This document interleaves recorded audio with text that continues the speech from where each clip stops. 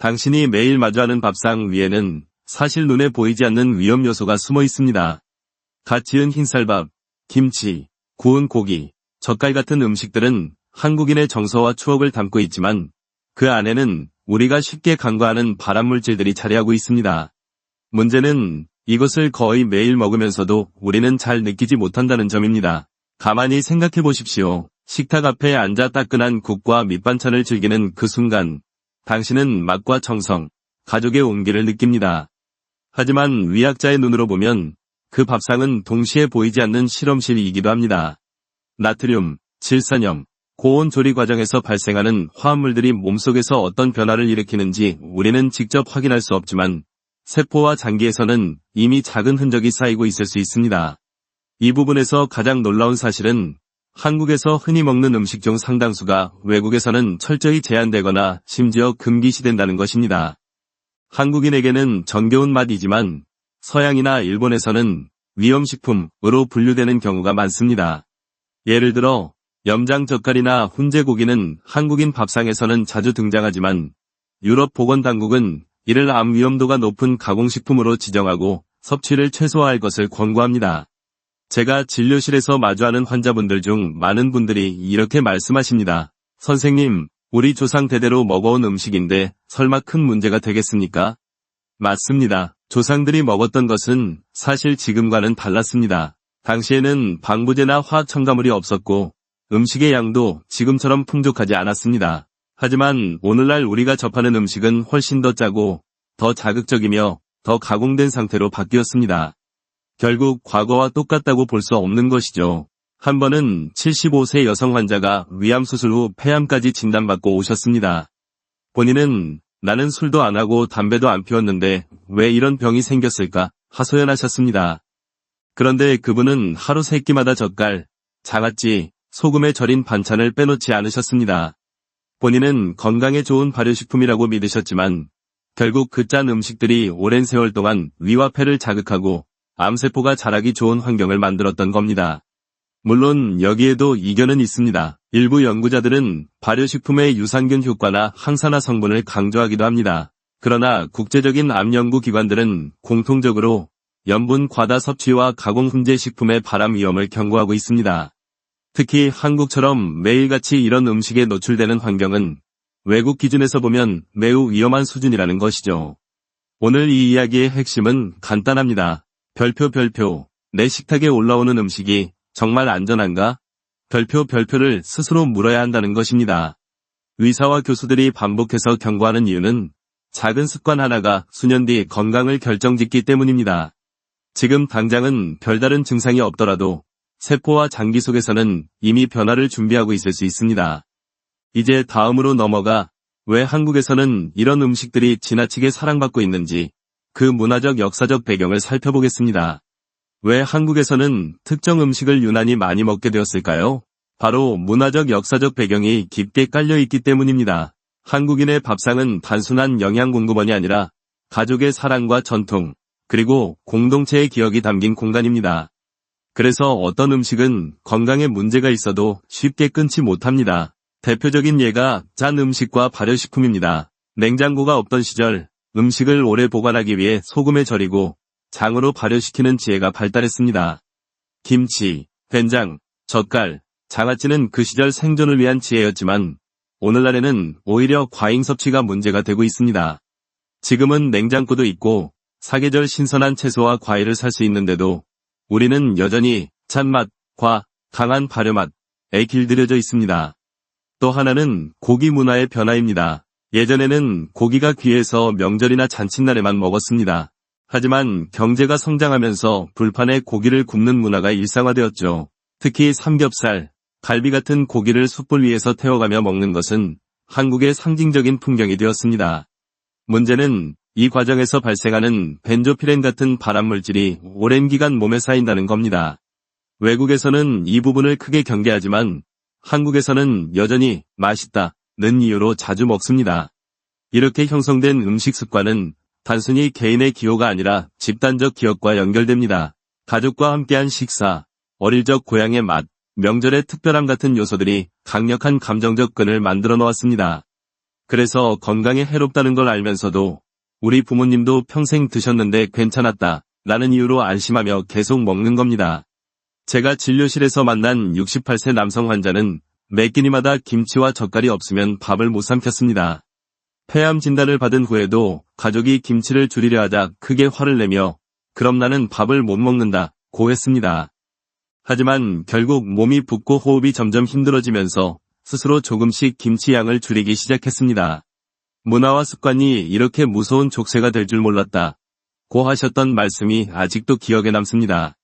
물론 이런 음식 문화는 나쁜 면만 있는 것은 아닙니다. 발효 과정에서 얻는 미생물, 전통식의 균형 잡힌 반찬 구성은 세계적으로도 긍정적인 평가를 받습니다.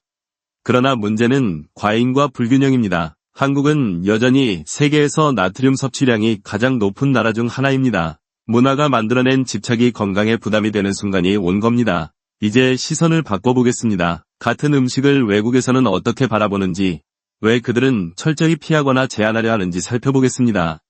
이제 눈을 해외로 돌려보겠습니다. 한국에서 흔히 먹는 음식들이 외국에서는 왜 철저히 피하거나 제한될까요? 같은 음식인데 왜 이렇게 다른 태도를 보일까요? 그 이유는 단순히 문화 차이가 아니라 보건정책과 과학적 근거에 기반하고 있습니다. 첫째, 염장 훈제 식품에 대한 경고입니다. 유럽연합, EU과 세계보건기구, WHO는 오래전부터 햄, 소시지, 베이컨, 훈제 생선 같은 가공육을 일군 발암물질로 분류했습니다. 이 말은 담배, 성명과 같은 수준에서 발암 위험이 명확히 확인되었다는 뜻입니다. 그래서 많은 서양 국가에서는 이런 음식의 섭취를 크게 줄이거나 아예 학교 급식이나 병원 식단에서는 금지하기도 합니다. 둘째, 짠 음식의 제한입니다. 일본은 과거 한국만큼 짠 음식을 많이 먹던 나라였습니다. 하지만 나트륨 과잉으로 위암이 많다는 사실이 드러나자 정부 차원에서 저염 식단 운동을 강력하게 추진했습니다.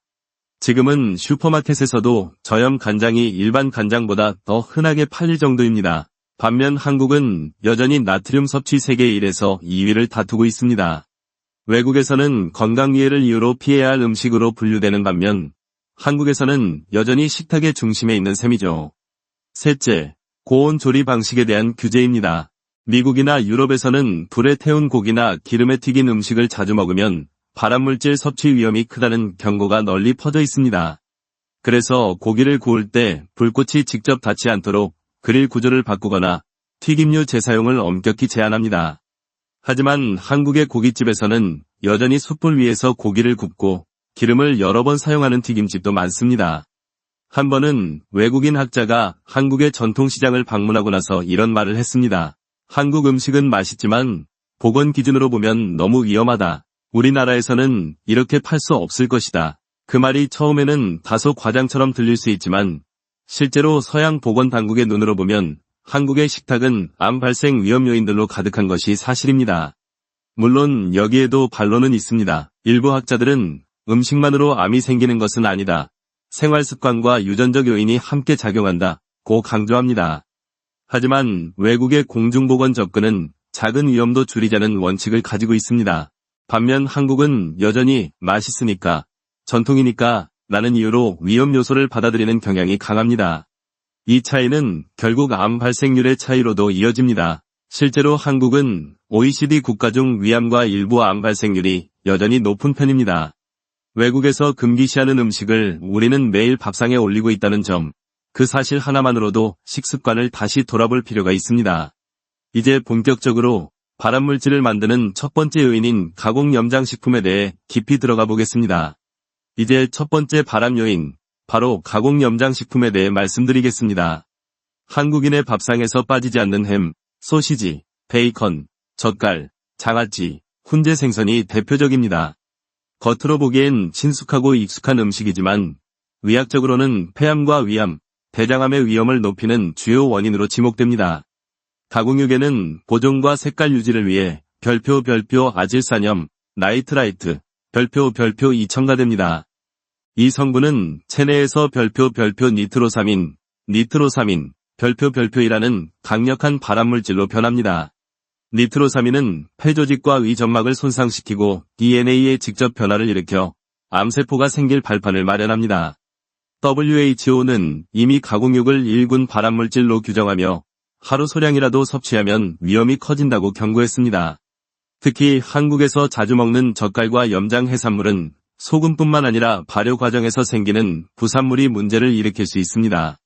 물론 발효식품의 장점도 있습니다. 유산균이나 아미노산은 장 건강에 도움을 줍니다. 그러나 과도한 염분과 아질산염은 이 장점을 무색하게 만들 만큼 위험을 더합니다. 외국에서 이런 염장 해산물이 위험식품으로 분류되는 이유가 여기에 있습니다. 또 다른 문제는 훈제 과정입니다. 불에 직접 고기나 생선을 훈제할 때는 벤조피렌 같은 다환방향족 탄화수소, 파스가 생성됩니다. 이 성분 역시 폐와 간, 신장에서 발암성을 보이는 것으로 알려져 있습니다. 한국인에게 익숙한 훈제오리, 훈제 삼겹살이 외국에서는 자주 먹으면 안 되는 음식으로 경고되는 이유가 바로 이것입니다. 제가 진료했던 71세 남성 환자는 매일 아침 햄을 구워 밥 반찬으로 드셨습니다. 간단하고 먹기 편해서요 라며 별 문제가 없을 거라 생각했죠. 그러나 몇 년 뒤 대장암과 폐암이 동시에 진단되었습니다. 물론 모든 원인이 햄 때문이라고 단정할 수는 없습니다. 하지만 가공육 섭취가 그의 암 발생에 기여했을 가능성은 충분했습니다. 학계에서도 적당량이라면 괜찮다는 주장과 소량도 위험하다는 주장이 공존합니다. 하지만 분명한 건 폐암이나 위암을 앓고 있는 환자라면 조금의 위험도 피하는 것이 현명하다는 사실입니다. 치료 과정에서 가공 염장식품이 도움이 되는 경우는 단 한 번도 없습니다.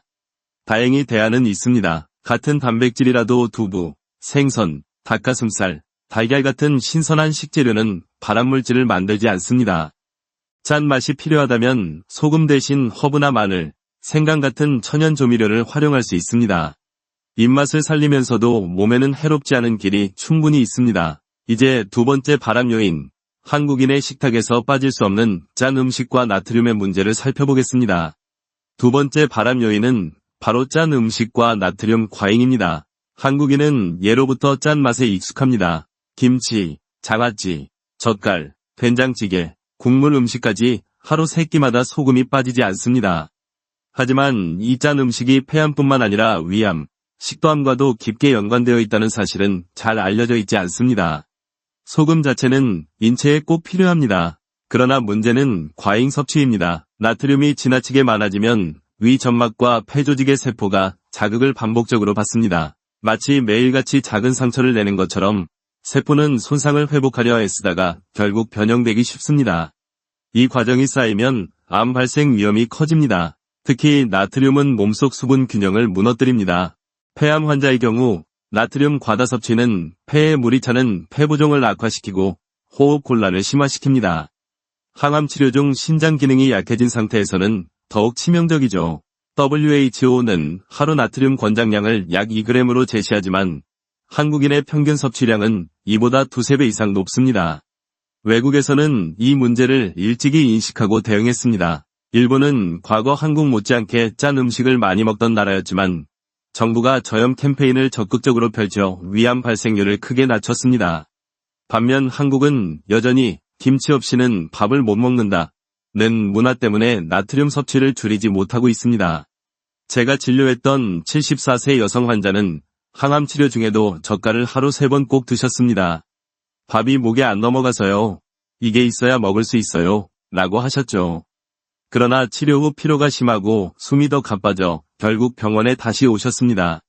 검사 결과 혈중 나트륨 수치가 높고 부종이 심해져 있었습니다. 이후 김치를 헹궈서 먹고 젓갈량을 크게 줄이자 호흡 곤란이 점차 완화되었습니다. 환자 본인도 맛은 싱겁지만 몸은 한결 편해졌다고 말씀하셨습니다. 물론 일부 학자들은 염분이 직접 암을 유발한다기보다는 염분이 세포 손상을 일으키고 발암물질이 작용하기 좋은 환경을 만든다는 견해를 내놓습니다. 하지만 결론은 같습니다. 짠 음식은 암세포가 자라기 좋은 환경을 만든다는 것입니다. 그렇다면 어떻게 해야 할까요? 방법은 단순합니다. 김치와 젓갈을 아예 끊을 수 없다면 소량만 먹고 물에 살짝 헹구는 것이 좋습니다. 국물 음식은 국물을 남기고 건더기만 섭취하는 것도 방법입니다. 입맛은 시간이 지나면 싱거움에 적응합니다. 실제로 많은 환자분들이 처음엔 밍밍했는데 지금은 이게 더 편하다고 말씀하십니다. 짠맛은 한국인의 정체성이기도 하지만 건강을 지켜내려면 과감히 줄여야 할 습관입니다. 이제 세 번째 발암 요인, 고온 조리 음식에 대해 이야기해 보겠습니다. 세 번째 발암 요인은 바로 고온 조리 음식입니다. 한국인의 식탁에서 빼놓을 수 없는 고깃집 풍경을 떠올려 보십시오. 숯불 위에 삼겹살을 올려 지글지글 구워냈고 불꽃이 고기에 직접 닿으며 연기가 자욱하게 피어오릅니다. 먹는 순간은 즐겁고 맛있지만 의학적으로 보면 그 순간 이미 강력한 발암물질이 생성되고 있습니다. 고기를 불에 직접 굽거나 기름에 튀길 때는 벤조피렌과 같은 다환방향적 탄화수소, 파스, 그리고 별표 헤테로사이클릭 아민, HCAS, 별표이 만들어집니다. 이들은 DNA에 손상을 주어 세포 변이를 일으키고 암세포가 자라기 좋은 환경을 만듭니다. 특히 폐와 위, 대장 같은 장기에 부담을 크게 줍니다. 단순히 한두 번 먹는다고 문제가 생기는 건 아니지만 한국처럼 자주 섭취하는 식습관은 분명히 위험 요인이 됩니다. 또한 기름을 반복해 가열하면 트랜스지방과 산화부산물이 만들어집니다. 치킨, 튀김, 돈가스 같은 음식은 바삭하고 맛있지만 고온에서 조리된 기름 속에는 몸에 해로운 성분이 잔뜩 들어 있습니다. 항암 치료 중인 환자에게는 이 성분들이 면역을 더 약화시키고 부작용을 심화시킵니다. 제가 진료했던 66세 남성 환자는 주말마다 가족과 고깃집에 가는 것이 삶의 낙이었습니다. 폐암 진단 후에도 습관을 끊지 못해 일주일에 2-3번씩은 고기를 태워 드셨습니다. 결국 치료 중 호흡이 점점 힘들어지고 염증 수치가 높아졌습니다. 식습관을 조정해 삶은 생선과 채소 위주의 식단으로 바꾸자 호흡곤란이 서서히 완화되고 치료 효과도 안정적으로 유지되었습니다. 맛은 아쉽지만 숨이 편해진 게 훨씬 낫다는 그의 말이 뇌리에 남습니다.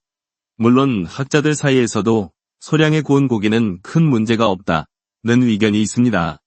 하지만 WHO와 미국 암학회는 공통적으로 고온 조리된 고기와 튀김류는 발암 위험을 높인다고 경고합니다. 외국에서는 이를 줄이기 위해 그릴을 개조해 불꽃이 직접 닿지 않게 하거나 기름 재사용을 엄격히 금지하는 제도를 두기도 합니다. 방법은 분명히 있습니다. 같은 고기를 먹더라도 숯불 대신 찜이나 삶기, 오븐 굽기 같은 저온 조리 방식을 택하면 발암물질 발생을 크게 줄일 수 있습니다. 기름을 사용한다면 한 번만 쓰고 버리는 것이 안전합니다. 한국인의 식탁에서 고기를 완전히 없앨 수는 없겠지만 조리 방법을 바꾸는 것만으로도 암 발생 위험을 크게 낮출 수 있습니다. 이제 우리는 음식 속 발암 요인들을 살펴보았습니다. 하지만 학계에서는 여전히 적당량이라면 괜찮다와 소량도 위험하다는 논쟁이 이어지고 있습니다. 다음으로 이 문제를 바라보는 학계의 연구와 논쟁을 짚어보겠습니다. 앞서 살펴본 가공 염장식품, 짠 음식, 고온 조리 음식은 모두 발암 가능성이 크다고 알려져 있습니다. 그런데 여기서 흥미로운 점은 학계에서도 여전히 논쟁이 존재한다는 것입니다. 소량이라면 괜찮다는 주장과 한 점도 위험하다는 극단적인 입장이 공존합니다. 첫 번째 입장은 별표 적당히 먹으면 큰 문제는 없다. 별표는 견해입니다. 이쪽 학자들은 발암물질이 음식에 포함되어 있다고 해도 몸의 해독 시스템이 대부분 처리할 수 있다고 말합니다. 간과 신장은 매일같이 독소를 걸러내는 일을 하며 면역 시스템도 암세포를 어느 정도 제거할 수 있기 때문입니다. 따라서 음식 자체를 금지할 게 아니라 과식하지 않으면 된다는 것이 이들의 논리입니다. 두 번째 입장은 별표 소량이라도 위험하다. 별표는 쪽입니다. WHO가 가공육을 1군 발암물질로 분류한 것도 바로 이런 이유에서입니다. 담배와 마찬가지로 한개비가 몸을 완전히 무너뜨리지는 않지만 오랜 기간 축적되면 결국 돌이킬 수 없는 결과를 만든다는 것입니다. 암은 하루아침에 생기지 않습니다. 매일 반복되는 작은 선택이 세포를 바꾸고 그 결과가 수십 년 뒤 암으로 나타나는 겁니다. 제가 진료실에서 만난 환자분들 이야기를 들어보면 대체로 적당히 먹으면 괜찮다는 쪽을 믿는 경우가 많습니다. 하지만 막상 병을 진단받고 나면 그때 조금만 더 조심했더라면 하고 후회하는 목소리를 들을 때가 많습니다. 결국 위험을 최소화하는 길은 예방적 관점에서 더 철저히 피하는 것입니다. 물론 연구자들 사이에서는 발효식품의 유익한 측면을 강조하는 목소리도 있습니다. 유산균과 항산화 성분이 일부 암 위험을 낮출 수 있다는 연구 결과도 있지요. 그러나 문제는 발효의 장점과 염분 과잉이 동시에 존재한다는 점입니다. 유익한 요소만 보려다 보면 해로운 요소를 간과하기 쉽습니다. 이처럼 학계의 논쟁은 아직도 이어지고 있습니다. 하지만 의료 현장에서 환자들을 직접 만나는 저 같은 임상의사의 경험은 조금 다릅니다.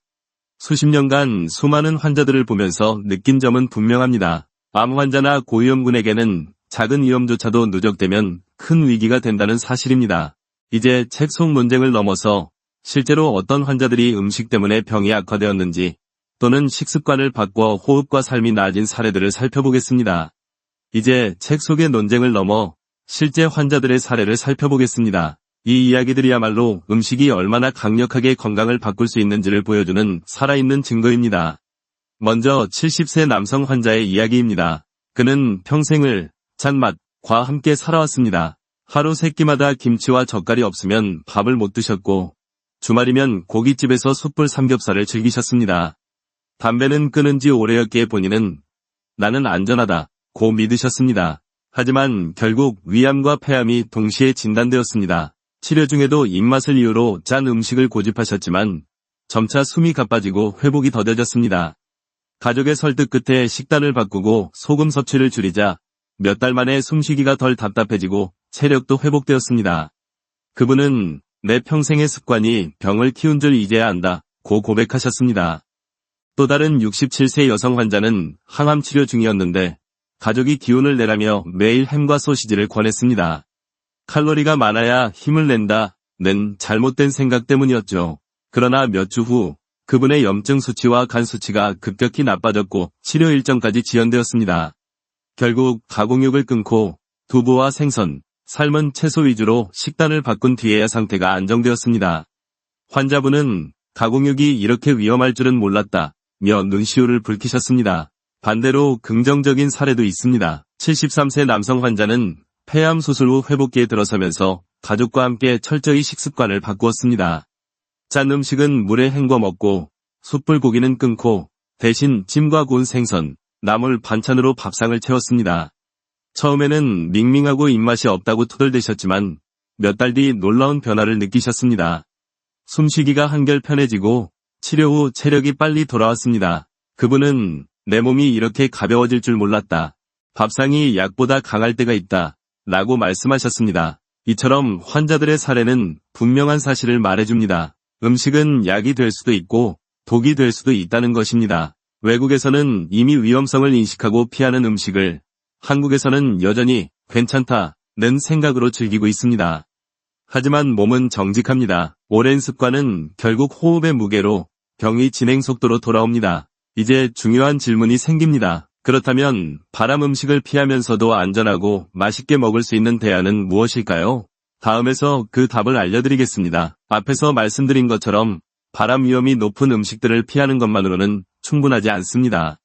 무엇을 대신 먹을 수 있는지, 즉 대안을 찾아야 합니다. 다행히 한국의 식탁에는 여전히 건강하고 맛있는 선택지가 많습니다. 첫째, 두부와 콩류입니다. 가공육 대신 두부, 삶은 콩, 콩나물, 두유 같은 음식을 택하면 단백질은 충분히 보충하면서도 발암물질의 위험을 피할 수 있습니다.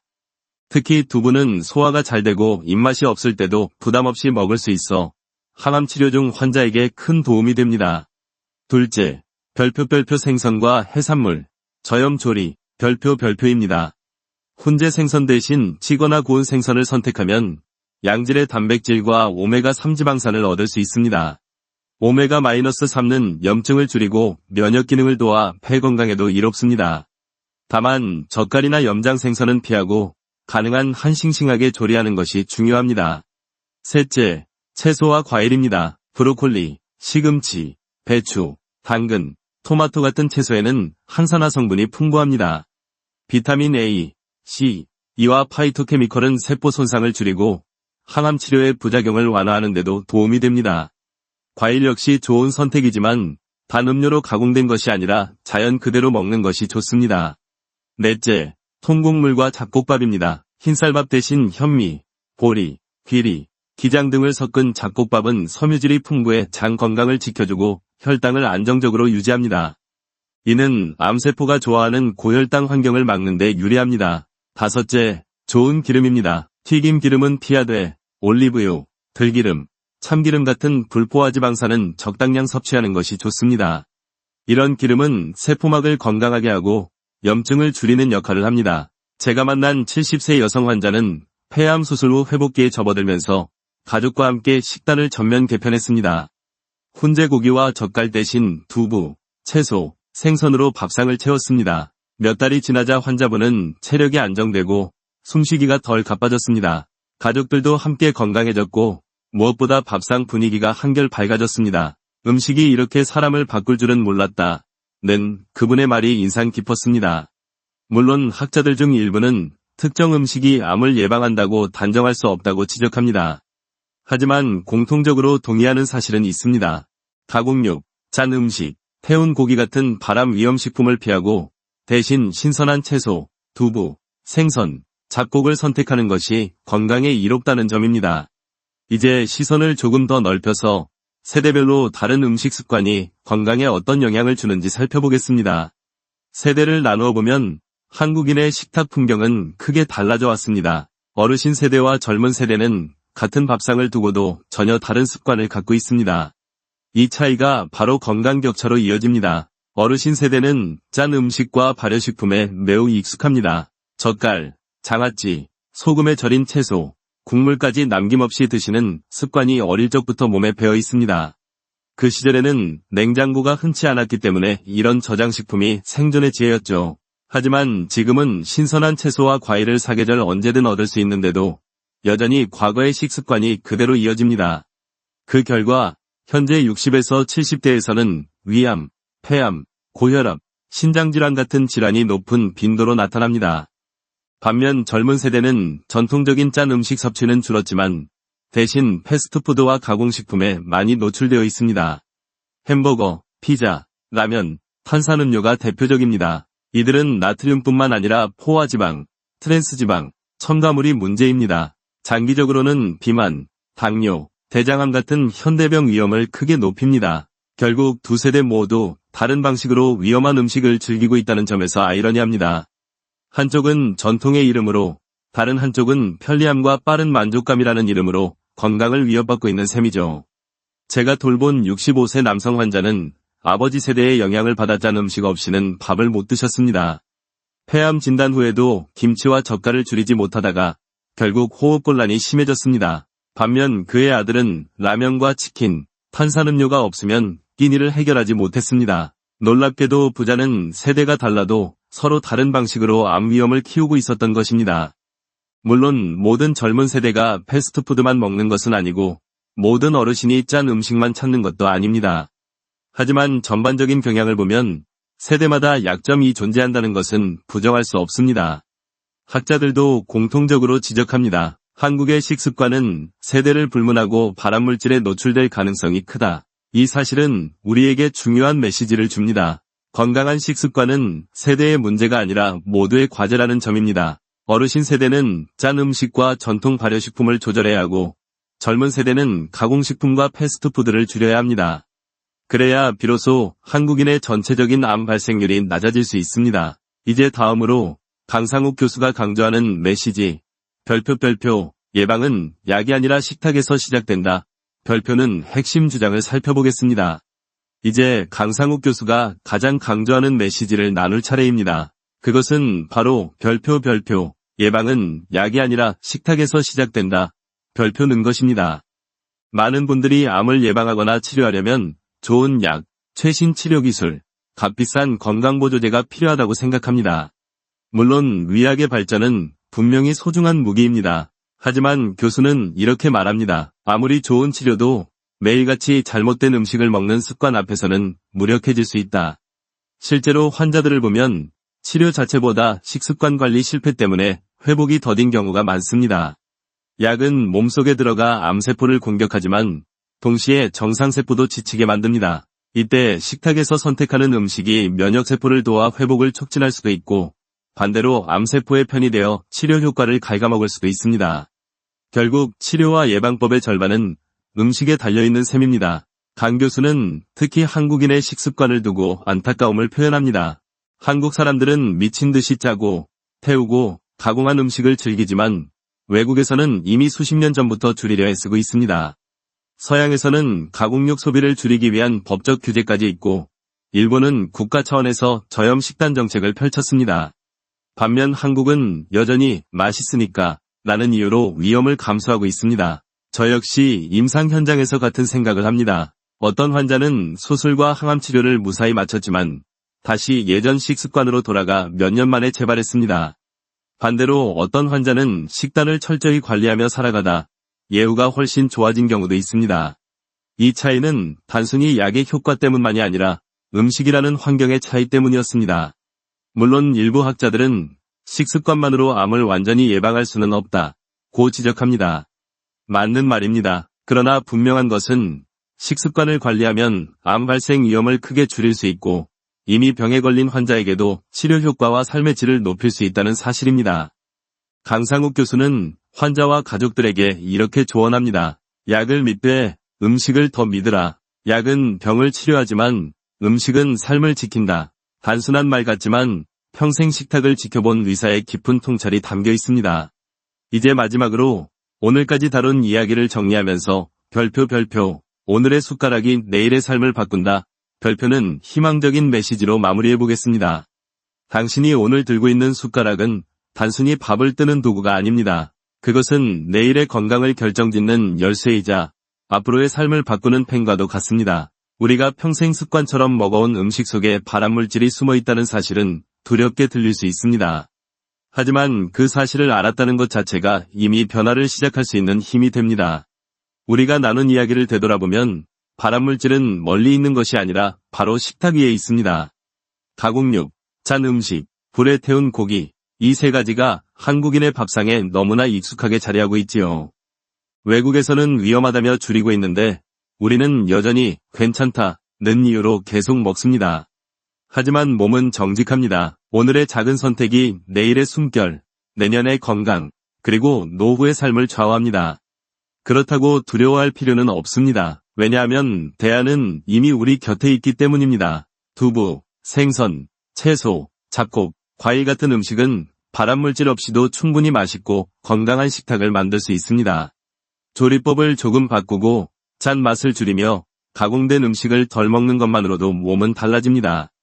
숨이 한결 가벼워지고 치료는 더 잘 작동하며 삶은 점점 더 밝아집니다. 제가 환자들과 함께하면서 가장 자주 듣는 말은 처음엔 힘들었지만 지금은 몸이 훨씬 가볍다는 고백입니다. 처음엔 밍밍하게만 느껴졌던 음식이 어느 순간 몸에 편안하다는 느낌으로 다가옵니다. 결국 식습관의 변화는 단순한 의학적 권고가 아니라 직접 몸으로 경험하는 진실이 됩니다. 오늘의 메시지를 마음에 새겨두셨으면 합니다.